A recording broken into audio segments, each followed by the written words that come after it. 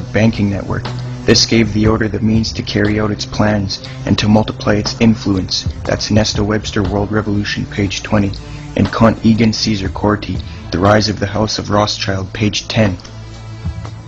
As a result of the alliance with the Rothschilds, the Illuminati grew, it took root, it flourished, it gathered itself more men of royal and noble titles. Even the Jesuits joined. The Rothschilds had played a major role in the Bavarian Illuminati, hosting the Masonic Congress of Wilhelmsbad. When Amschel Rothschild died, headship fell onto Nathan Rothschild of England. The bloodline continued to infiltrate lodges in England. He was initiated into London's Lodge of Emulation, Fritz Springmeier bloodlines of the Illuminati. Karl Rothschild became leader in 1818. An Alta Vendetta document that Karl prepared was sent to the headquarters of Masonry. A copy of the document was lost and the Masons were upset and offered a reward for the return of the document. It was called Practical Code of Rules, Guide for the Heads of the Highest Grades of Freemasonry. James Rothschild spread his family to France. James was a 33rd degree Scottish Rite, Fritz Springmeier bloodlines of the Illuminati.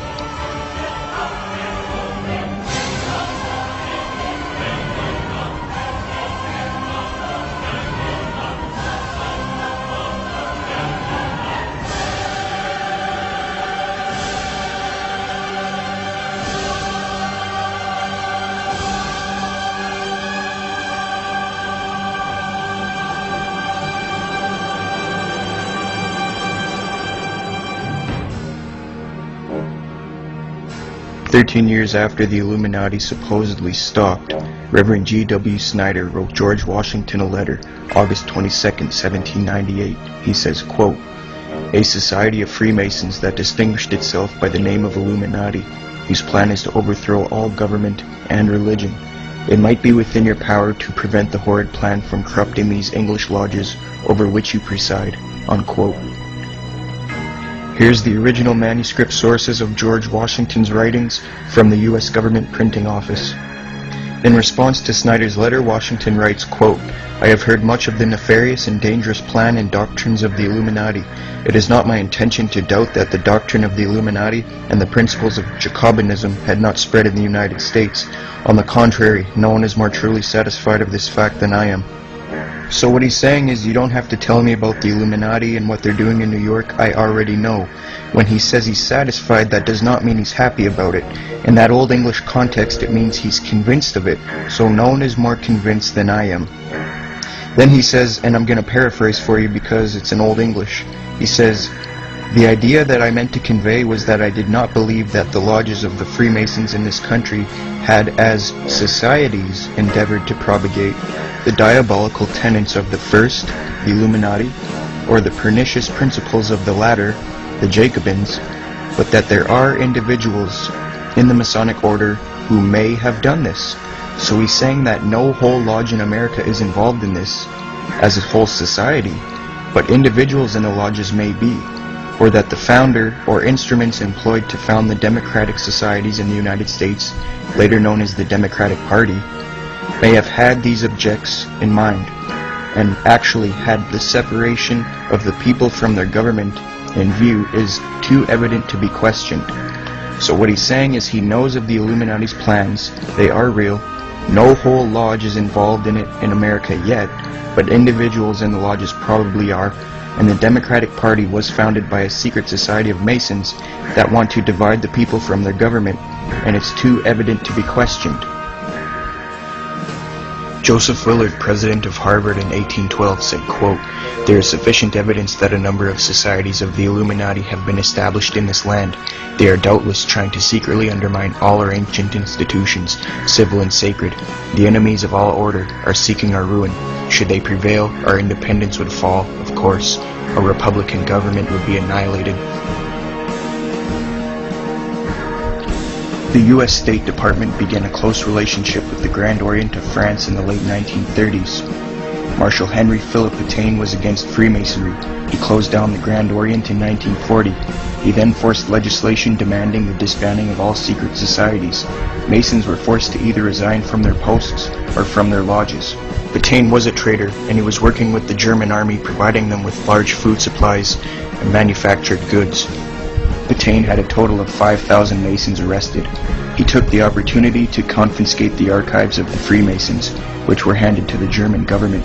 The Freemasons took their revenge on Pétain in 1945 when he was sentenced to life in prison for treason. So with the help of Pétain, the Germans had the powerful French Grand Orient archives, but not for long.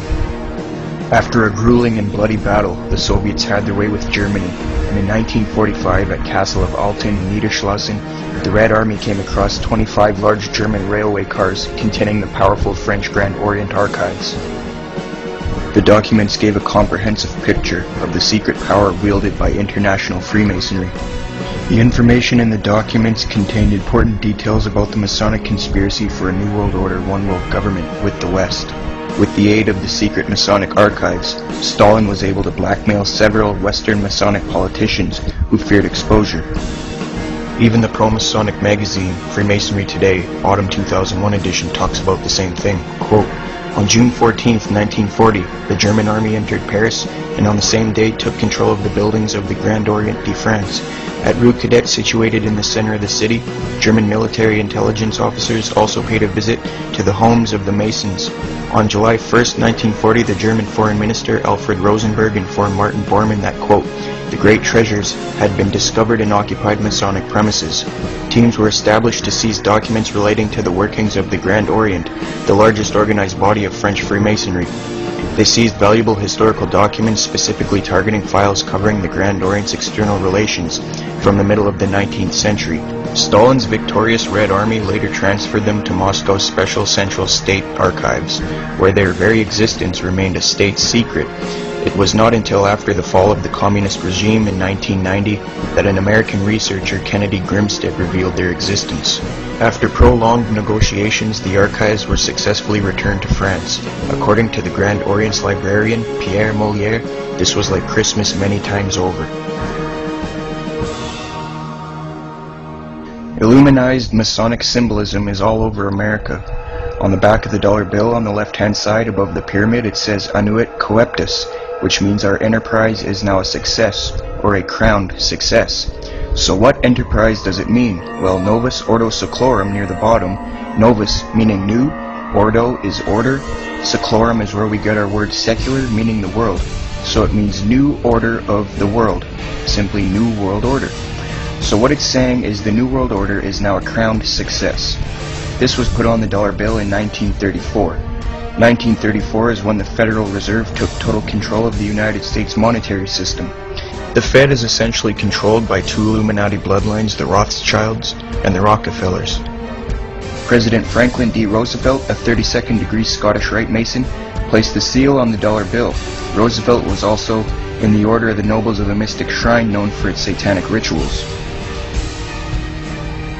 The pyramid has 13 steps. In fact, the number 13 is on the bill everywhere. 13 leaves on the olive branch, 13 berries, 13 stripes on the shield, 13 arrows, 13 stars, 13 letters on E pluribus unum, and 13 letters in Annuit Coeptus. Now some people believe 13 is on the bill due to the 13 colonies, but dig a little bit deeper and you'll find the real answer. The 13 colony explanation is subliminal, indirect, reverse psychological propaganda. That's how these people do things. We must go back to the first occurrence of the number 13 in order to discover its key significance.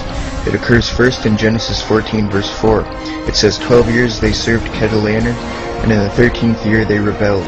These people are rebelling against the divine natural order, and Adam Weishaupt was a rebel as well. The other half of the meaning comes from Fritz Springmeier. 13 also represents the 13 top Illuminati families that he traced back to the late 18th century and the early 19th century. He is credible, and that's why he was framed by the government and thrown in a cage. 1776 is in Roman numerals near the bottom. Some think it's because of the founding of the country. Another case of subliminal, indirect, reverse psychological propaganda. 1776 is when the Illuminati was formed. The New World Order. Another striking fact is that the eagle has 32 feathers on the right wing, the number of ordinary degrees of the Scottish Rite. There's 33 feathers on the left wing, representing the 33rd degree. The tail has 9 feathers, which represents the 9th degree of the York Rite.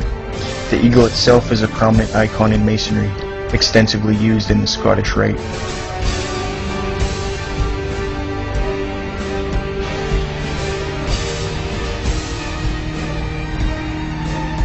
Here is your average Freemasonic enter-apprentice initiation ritual, caught on a hidden camera. But then later something more nefarious. They're standing and sitting around a pentagram. These are your Freemasons. They have a goat on the pentagram and they're doing a satanic sacrifice, draining the blood of the goat into a bucket. You can see them cutting the neck. Now if you have family members that are Freemasons, do not be alarmed of this video. This probably doesn't happen at the Blue Lodge, the 1st, 2nd, or 3rd degree. This is most likely